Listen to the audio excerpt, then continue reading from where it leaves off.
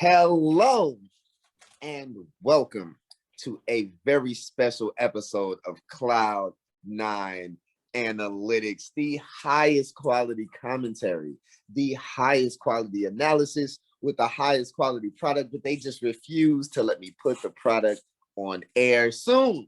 I am with my co-host for the day, my man Abdul. Please introduce yourself. Let everybody know where you at.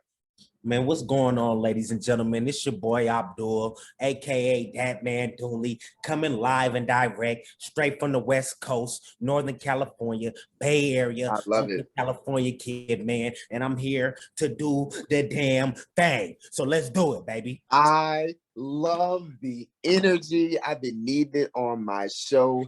But to be honest, speaking of energy, COVID has been keeping the same energy through all of the sports. And what I mean by that is this injury bug is something else, bro. Every single league has been affected in different ways. Even going down to like hockey, some of the hockey teams that's not supposed to be good are good right now because they've just been able to stave off that injury bug. What I really wanted to bring you on about is I kind of had a theory. And a lot of people aren't really taking this theory into account. And it kind of makes sense, especially for the more professional for the more superstar of the professional athletes, especially in football and basketball. They lost out on the nuance workouts. They lost out on those spontaneous workouts. They lost out on those random go to the gym at, you remember Kobe was legendary for being 3 hours early at the gym, 4 hours early at the gym. You know they're not letting them do that right now. So I'm thinking it may not even necessarily be that the conditioning is bad, but it's just like you throw a professional athlete routine off, and that's all it takes for him to take a powerful step and for him to roll his ankle. So how do you feel, especially about the NBA? How do you feel about this injury bug right now?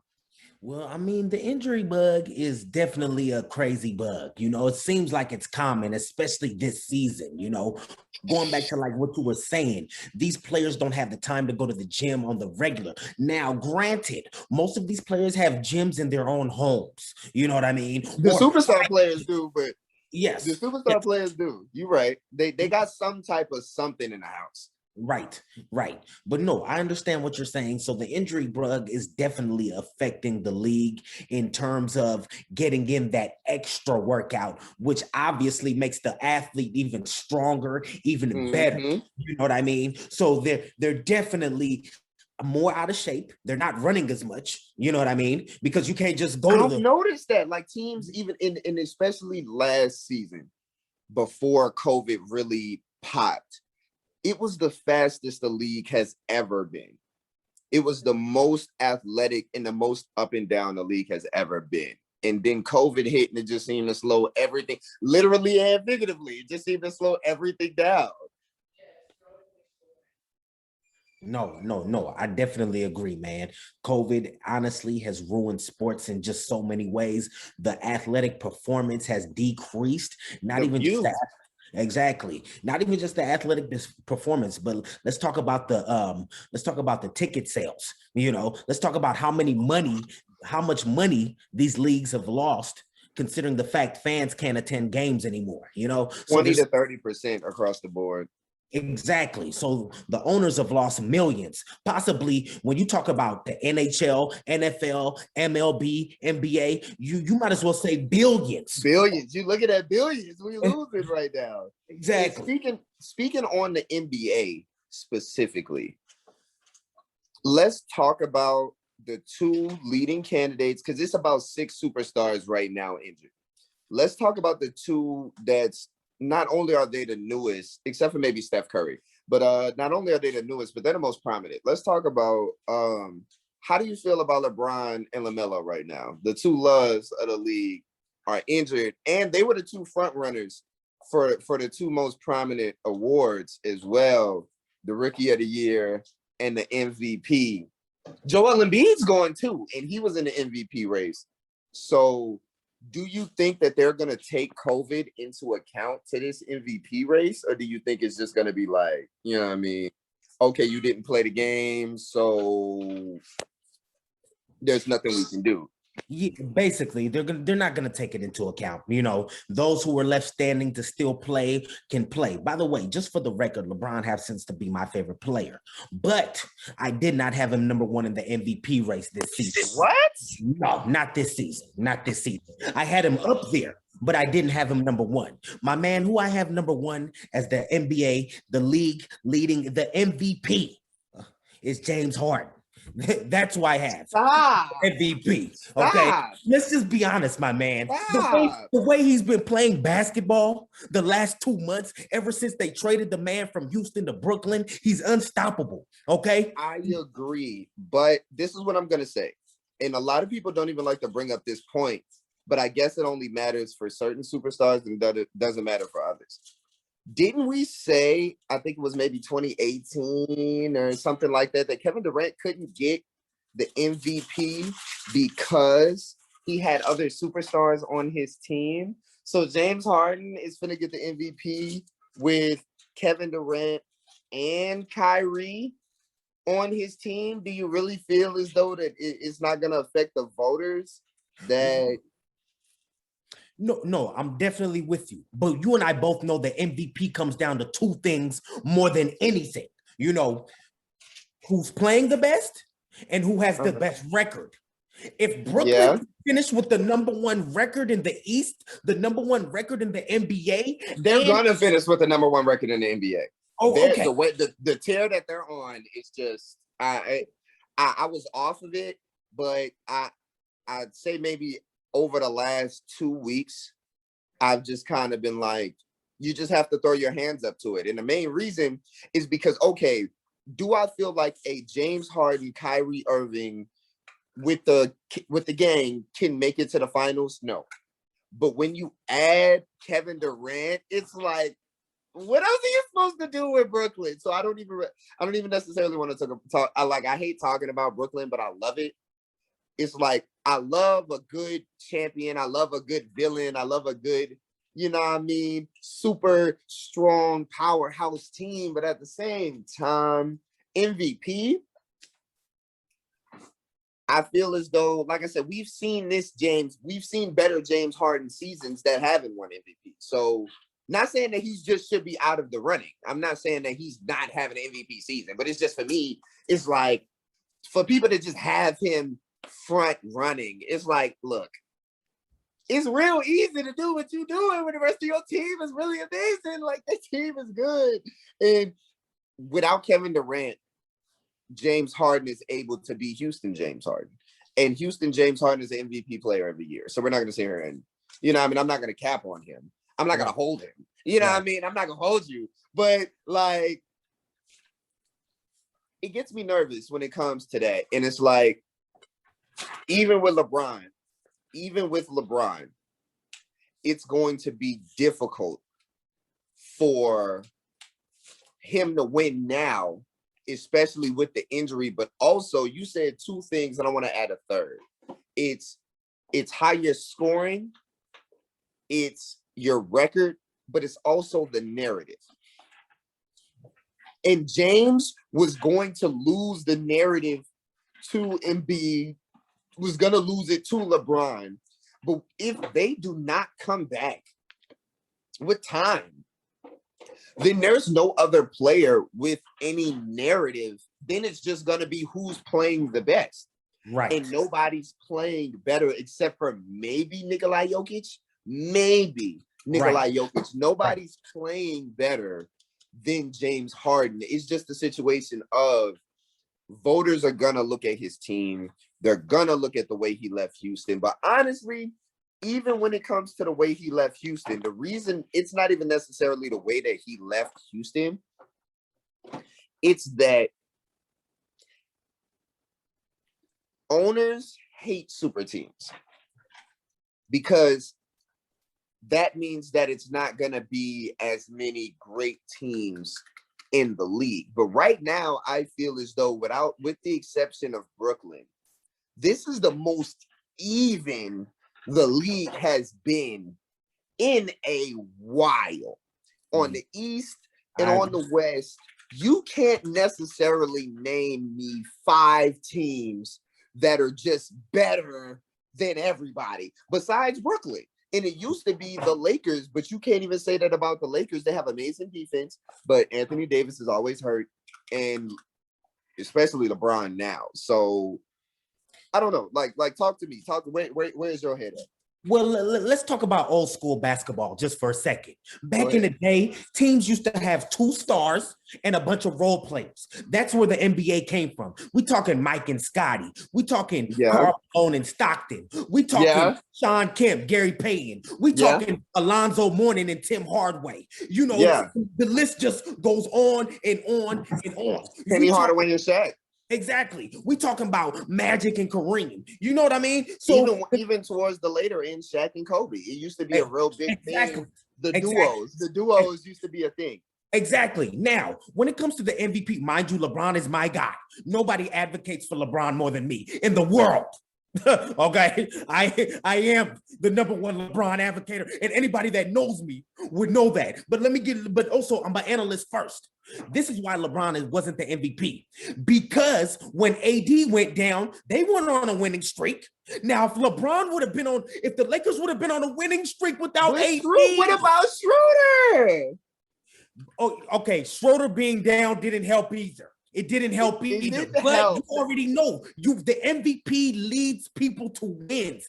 As many years as LeBron has missed out on the MVP, this wasn't one of them. I can give LeBron the MVP this year. You know, he probably was going to win it had he not gotten injured. I am going to say that. Not saying that he was just far and away the best player this year, but when you add the defensive end, he was number 1 in defensive win shares, as well as doing what he was doing. So what we can say is maybe instead, when is LeBron going to win? I'm waiting for my boy to win one of those. You know, maybe this might have been. Do we need to? I mean, we don't need to bring up the Marc Gasol year, because I agree. I'm one of those people that's going to agree. Since this is your first time on the show, and you're talking about how much of a LeBron fan you are, where do you have him? Do you have him number 1 over Jordan? Oh, do I? Oh my God, I can't. Listen. I can't with you. LeBron is the hottest We're thing younger. smoking. Okay, listen, my man. When you talk about one player that can get you there, regardless of who's on your team, Mike cannot get you there by himself. LeBron is proven to go to the finals single-handedly twice. Hold on. Mike didn't get to the finals until who got drafted? Scottie Pippen. Okay, LeBron didn't need Wade to get to the finals. He needed Wade to win the finals. He didn't need Wade to get to the finals. Okay, I don't think Jordan needed anybody to win the finals, though. That was the thing that you can say about Jordan. If Jordan made it to the finals, he could win it himself. So you think he would have won it without Scottie Pippen? I disagree. He wouldn't have won it without Scottie Pippen. I don't think they beat Detroit without Scottie. The Jordan rules was a thing, but at the same time, Scottie's defense was life-changing. Scottie was probably the best on-ball defender besides Kawhi Leonard ever to touch the league. I'd say Kawhi Leonard at his prime was probably the best on-ball defender I've just ever seen play basketball. He's up there. There's a few others. But Scottie is top 5. Yes. So it's not like we're finna sit here and cap. But see, that just goes to show. And to be honest, I feel like we need to just have a whole episode about this when it comes to the NBA. Defense is the most underrated thing in the NBA, period. Exactly. If you rebound, if you assist, if you score, they will give you so much credence. But playing defense is almost like it's marginalized. It's like, okay, even though we need defense to win, people like the scoring, so that's all they're going to care about. And it's weird because the Ron Artest, the Ben Wallaces, the Tony Allens of the world, Gary Payton don't get the credit that they deserve. And even Kawhi as the claw, you see what I'm saying? He wasn't really starting to get that real recognition until he was putting that ball in the basket. So No, absolutely, absolutely. And for argument's sake, on Kawhi, which is a great defensive player, but I do have Scotty and the glove above him on you defense. have Gary over Kawhi. Yes, I have Gary, the man Payton, straight out of Oakland, California. I mean, I'm not gonna sit here and be upset about it. I'm not gonna sit here and like attack you, but I do feel as though Kawhi can guard more positions. Yeah, he's the bigger man. He's the bigger man. So yeah. So I'm not necessarily saying just in the sense of talent that Kawhi was a better, defender than Gary, but he physically could do more than what Gary could do. So, and I love Gary. You see what I'm saying? I feel as though Gary and it's funny, I feel as though Gary in this generation would be a better player because he would be Drew Holiday that could put the ball in the basket. He could be Patrick Beverly that could put the ball in the basket and give you 30.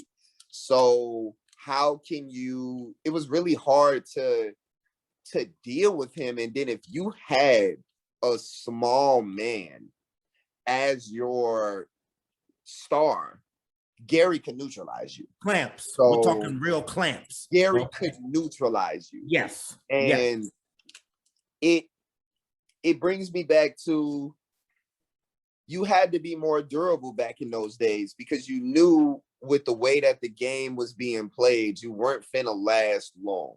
So the years that you were there, you had to do your best to be there. That's why people played more games back in the day.